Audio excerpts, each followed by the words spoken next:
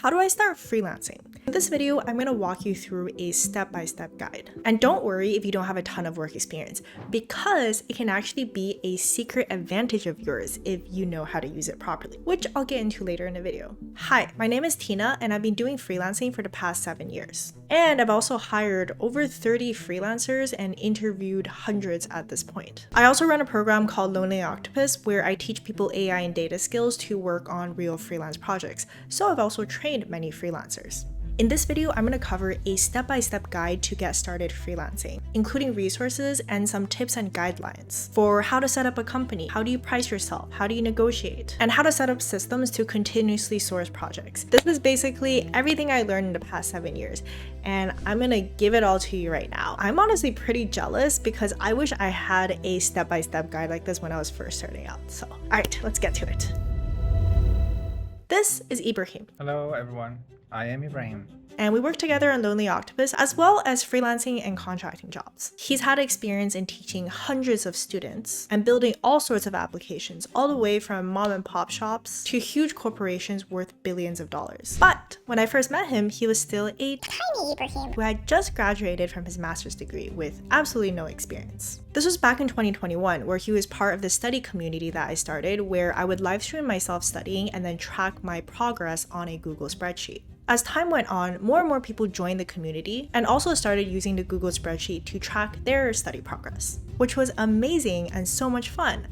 But because there were so many more people joining, the spreadsheet just got bigger and bigger, and it also got slower and slower until one day it just crashed completely. So Ibrahim noticed this and he created a website to replace the Google spreadsheet. It solved the problem. The website became our official community website. A couple months later, I had a contract job, which I was trying to hire someone to build a website. So I immediately asked Ibrahim if he wanted to do it, in which he accepted, and the rest was history. So the reason why it worked really well, in addition to a little bit of luck, of course, is the fact that he tapped into his unfair advantage, which is a skill or talent that sets someone apart. For him, he had two clear unfair advantages. The first one is that he knew the basics of how to code. And the second is that he's very fast at figuring out how to do things. So because of these unfair advantages, he was in a really good position to build that website, even though he had no relevant experience. He knew enough code to get started, but I later found out this was actually the first website he's ever built. But because of his ability to learn things really fast, he figured it out and he was able to build it. When I gave him feedback, he was also really quick to learn how to implement that feedback, and that's how the website became a success.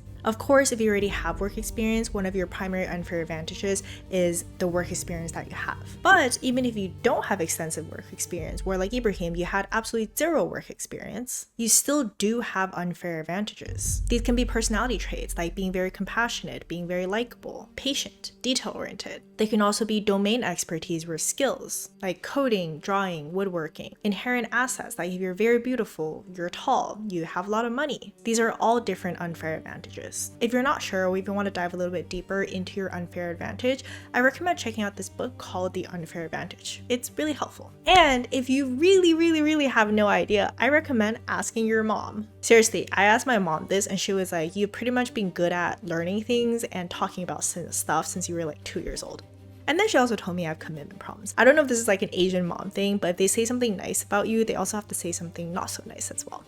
Anyways, using your unfair advantages as a guideline, pick a rough area that you want to start freelancing in. For example, maybe if you know how to code, maybe something in data or software. You're patient and good at a specific subject, maybe tutoring. And you're good with your hands, maybe a woodworking kind of assistant situation. If you're personable and detail-oriented, maybe an executive assistant or a virtual assistant. Don't worry about making your domain too specific, because the next step is to actually define things clearly and transform your unfair advantages into a marketable skill and portfolio. This video is brought to you by Posit, whose mission is to create open source software for data science, scientific research, and technical communication. They build a lot of cool open source free products, which I've talked about before, like Shiny to quickly and easily build an interactive web app, Quartal, which is great for programmatically creating documents, showcasing your projects and dashboards, and just displaying information in an organized, aesthetically pleasing fashion. I actually also made an accompanying resource for this video using Quartal because I'm going to be covering a lot in this video, so be useful, I guess, if you have it all in one place. So you can check it out. I'll link it in the description. It's completely free. Anyways, another product that I want to introduce to y'all today is Posit Connect for enterprise. A really common challenge, especially if you're working with sensitive data, tight security, or just strict IT, is that you would build your project, right? But after building your project, you also need to present it to your stakeholders in a way such that the data and analytics is still secure. That is where Posit Connect comes in to help you deploy, share, and manage all the analytics products that you and your team build, all in one secure, scalable, and easy to manage location. With Posit Connect, you can rapidly and securely deploy anything that you build in Python with Streamlit, Dash, Bokeh, Fast API, Shiny, Flask, Quarter reports, and other APIs. It comes with all the bells and whistles to support IT and enterprise requirements. You can try out Posit Connect for free for 3 months using this link over here, also linked in the description. Now back to the video. Let me tell you about the hot dog stand problem.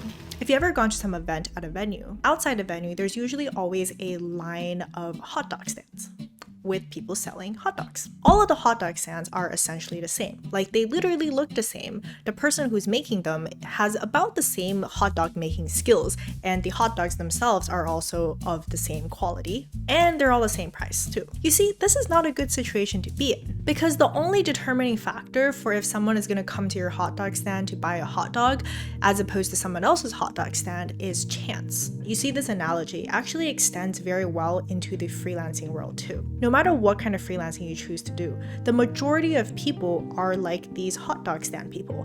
They are very, very similar to each other. There's nothing really distinct or unique about them to attract clients. They're pretty much all interchangeable with each other.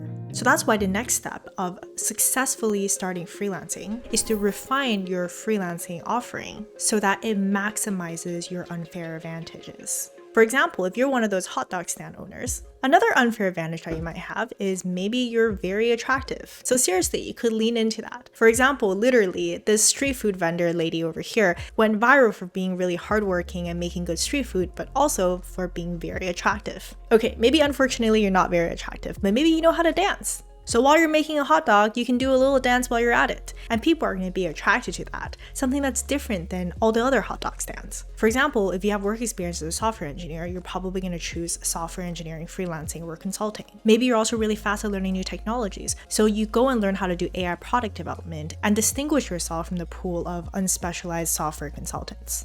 If you want to become a freelance video editor and you really like playing games, then you can try to specialize in video editing for gamers. Want to be a virtual assistant and you also have a marketing degree? Focus on clients who have something to do with marketing. I really encourage you to be patient here, do some self-reflection, think carefully about what you can do that makes you stand out. It can save you months, if not years, of failures, because if you're competing your weaknesses against other people's strengths, you're just not gonna have a good time. In addition to reading The Unfair Advantage, I also highly recommend you check out the book from Cal Newport called So Good They Can't Ignore You. Okay, great. Now that you know what your freelancing services should focus on, this is when you start building up your portfolio. And I'm also going to show you how to kill 2 birds with 1 stone by simultaneously also landing your first job. You got this. When I was hiring a freelance editor, I made this post on Reddit and I got a bunch of different people applying, like at least I think it was like 40 people applying. The first thing I asked for was their portfolio, because a portfolio tells you so much about a person. Some portfolios were just absolutely terrible. Like, I had secondhand embarrassment seeing some of these portfolios. Some portfolios were good, but just like really general. A bunch of different types and styles of videos, but none of them really stood out. By the way, this is exactly why I was stressing earlier about why it is that you need to figure out your unfair advantage and tailor your offerings. Otherwise, you end up in this category. The majority of people end up in this category, which is sort of just meh. But luckily, there were 2 portfolios that really stood out. The first one, even though at first glance, it feels like there's a lot of different types of videos. But after I looked carefully, I realized that there was this focus on really good pacing and the usage of music and sounds that made the video so much more engaging and was able to invoke certain emotions. The other portfolio seems specialized in talking head videos, which is the type of video that I do. So I interviewed both of them and I ended up going with the first person because that person's skill set with the music and the pacing was something that complemented my own skill set. And the second person, he was good and I would have chosen to work with him if I was just starting out on my YouTube journey. But because I've been doing this for a while, we had a lot of overlaps in our skill sets. Anyways, my point being here is that really focus on making a good portfolio. And while you're making this portfolio, put yourself in the shoes of your potential client. Ask yourself, based on the type of work I'm going for, what kinds of skill sets and experience would my client want to see? So this probably sounds like a lot of work, and yes, it kind of is a lot of work, but I do have good news for you. You don't actually have to just like sit there and work on your personal projects and try to build up your portfolio until you have a bunch of projects in it before starting to look for your first job. Actually, you can build your portfolio while working towards landing your first job at the same time. What? When I first wanted to land a freelance job in coding and software, I was still in college at that time, and I had only taken 2 introductory to Python courses and had no experience, so naturally nobody wanted to hire me. So I did a lot of things. I emailed hundreds of professors asking if I can do a free project for them. I asked my department chair, which was the Department of Pharmacology and Toxicology, if I could give a workshop to teach students how to use Python to analyze pharmacology data. Honestly, I was still a beginner in Python and data analysis myself, but I still knew more than the pharmacology people, so, they still agreed to let me do it. I also asked the engineering club if I could just come and hang around them and I'll just do whatever it is that they tell me to do. So by doing a bunch of these things for free, I was able to fill up my portfolio with these projects. And actually, while working for free for one of the professors, he eventually decided that he would actually give me a paid contract job, which then turned into a full-time job. 2 birds with 1 stone. At the time, there wasn't that many online communities, but if there were, I would have probably done something similar to Ibrahim and just go build something for some people, or redo someone's thumbnail for their video. Volunteer to manage someone's Discord community for operations experience, because operations projects are probably one of the hardest to get on your portfolio just by yourself. By the way, remember at the beginning of the video, I said that if you don't actually have a lot of experience, you have a secret weapon, a secret advantage that you can use to your favor. Well, that is the fact that because you're a newbie, people have low expectations for you, and more people are willing to give you a chance, as long as you're enthusiastic and you show them that you really will try your best. On the other hand, having a lot of experience obviously is great, but it can also be a double-edged sword when it comes to freelancing. Say for example, I want to start freelancing now, and I've now had 8 years of experience in data and software and content. So it's great that I have actual experience and the clout of having different degrees and having worked in certain big name companies. And yes, objectively speaking, I am able to deliver more value to clients. That is true. However, a very common mistake that I may fall into is thinking that, oh wow, I already have work experience, so that's going to speak for itself. Yeah, no, freelancing is like a completely different game. Just because you have experience working at a company and then having all of that does not translate into freelancing. And not just any freelancing portfolio. Their expectation is that the freelance projects that you have, they need to be equivalently impressive and deliver equivalent value to the positions that you've held at companies, to the work experience that you've had. Like for example, right now with 8 years of experience, I cannot get away with a project that's like doing preliminary research as a research assistant, or like making some social media posts and posters for a local fundraiser or something like that. So if you're experienced, you need to make more of an effort and reach out to your network to find something that actually showcases the skill sets that you have. And this leads to the second issue that you may have, which is what is called golden handcuffs. When you're so used to a mid-senior level salary that when you have an opportunity to do a contract job, you realize that if you convert that to your hourly rate, it's like half, or even it's like free work, right, that you're supposed to do. So you're kind of just like, oh, that's like not really worth my time. But no, get it into your head that you do need to go through this process. Like if you don't get over this, then you are never going to be able to start freelancing. Like seriously, I have so many friends who are really skilled and say they want to start freelancing, but they just cannot get over this and they just refuse to take freelance projects that are not at the same salary level as their full-time jobs. Go to schools and ask if you can deliver a workshop or a lecture related to your specific field.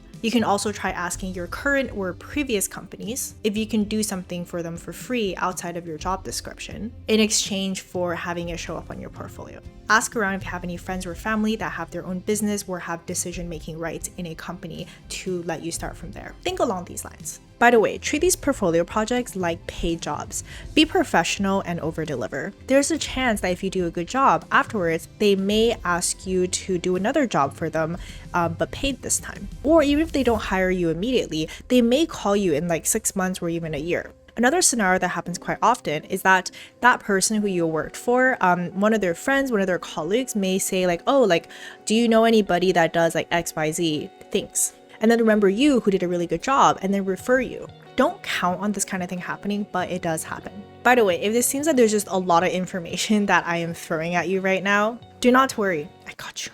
I'll also link in the description the little cheat sheet that I made using Corto by Posit, an open source publishing system. In there, I also put some templates and examples of portfolios. These will be especially useful for people who are doing technical projects. It's what Corto specializes in. It's like a much more professional, upgraded way of showcasing your projects compared to say just like a GitHub link. Okay, before I talk more about how to manage relationships with your clients, as well as how to build systems to sustainably source projects, I want to first quickly talk about platforms. I think places like Fiverr or Upwork are fine if you just want to get started, like get some portfolio projects as fast as possible or land a couple of clients. There's also online communities like Reddit, kind of hit or miss as well. What I would say is like if you want to seriously consider using these platforms as a strategy of getting long-term clients, make sure that you have a skill set that is in demand but really rare.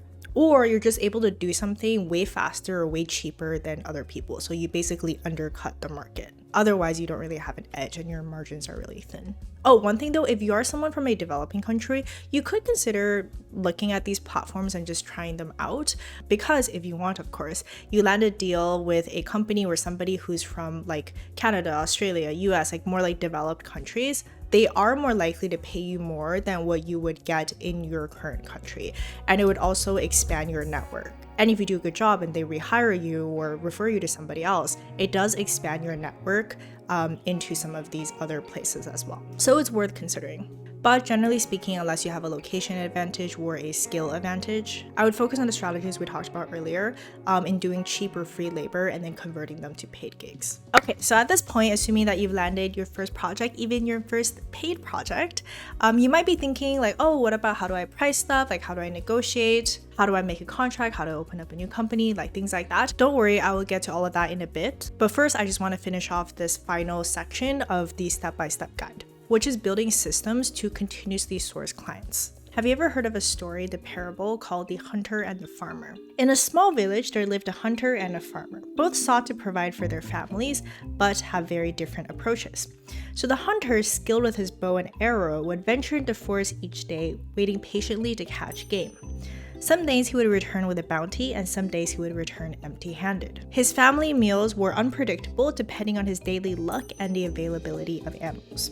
The farmer, on the other hand, spent his time preparing the soil, planting seeds and tending to his crop. Initially, it seems like he was working really hard for no immediate reward.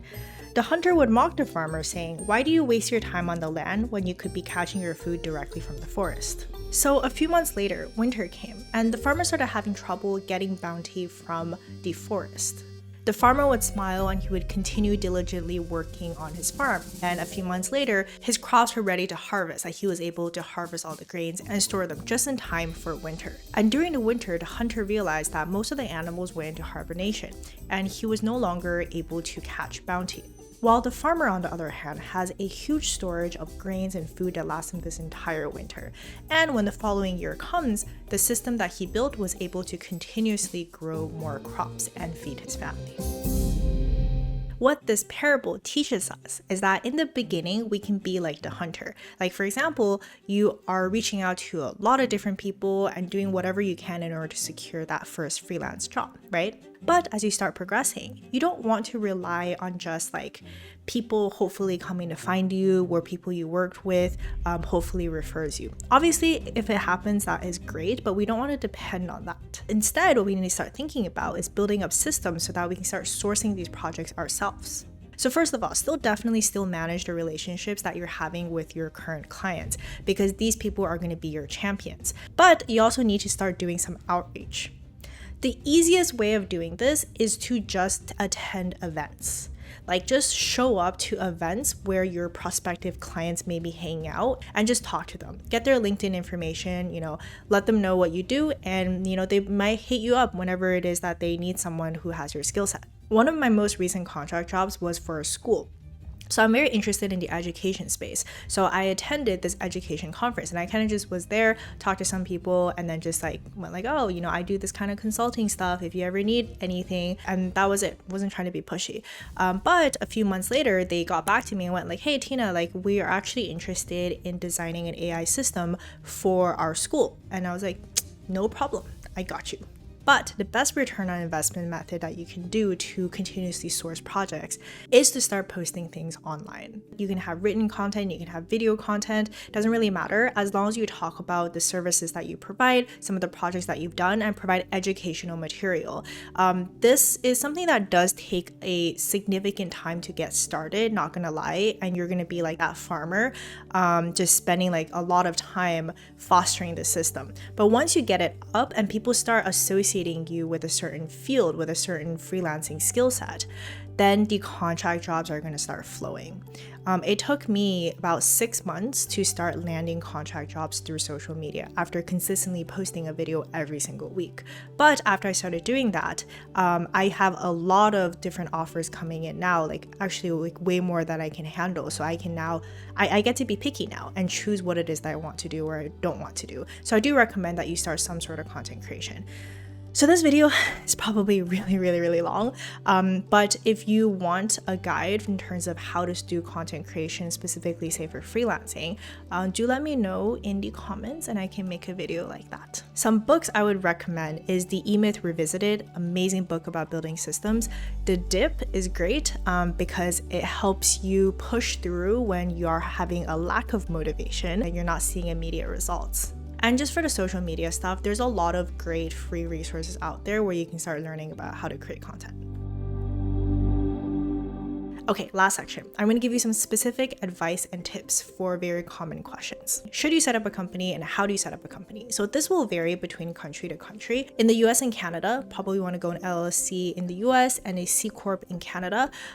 It's super easy, literally go online, takes you like 30 minutes in order to register a company. Honestly, I personally wouldn't worry about this so much until after I actually land a project. You can also like do your first projects and get paid as an individual. It's not the best situation when it comes to like taxes and liability and stuff, but those are like future you problems. Just land the actual project first. Pricing. Okay, this is something that people also get really hung up on. This is like my little tip is like, if you don't know how much you should be charging, what you can do is that you can ask the client, hey, what's your budget? Like, what is it that you're thinking about? So that kind of gives you an anchor point in terms of how much it is that you should be charging. And again, in the beginning, I wouldn't worry so much about it. Like the fact that you're getting paid at all is already wonderful and amazing. So it's fine if you start off getting underpaid. And as you get more experience and get to be a little bit more picky with your clients, then look more into details about how it is that you can be gauging how much to charge. Related to this is negotiating. My favorite book of all time is called Never Split the Difference. Read that book, read it like 3 times, and you will know how to negotiate.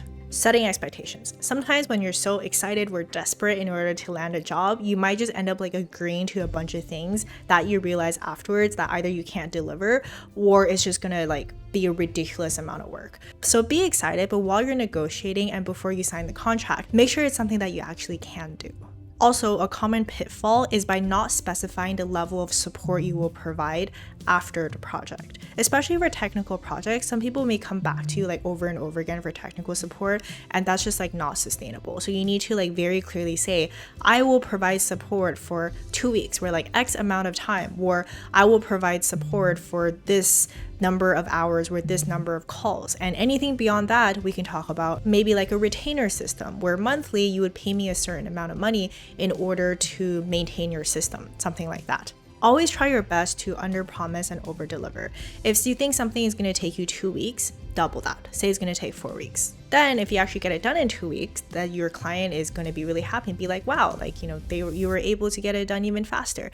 It's a lot better of a situation than saying that you're going to get it done in 2 weeks and then taking 4 weeks to do it. Remember, as a freelancer, your reputation is everything. Protect that at all costs. Okay, what else? Common pitfalls. So say there's a client that you're trying to land. the first thing that you should do is do a little bit of research on this client. It is so surprising how few people actually do this. For example, I'm currently trying to hire a marketing freelancer. So I interviewed a few people, and so many of them, when they were giving me their portfolios, were telling me about like what it is that I should be looking at. They were talking about stuff like SEO marketing, talking about like how it is that I should be doing certain things on my website, like how it is I should be paying for like Facebook ads or something like that.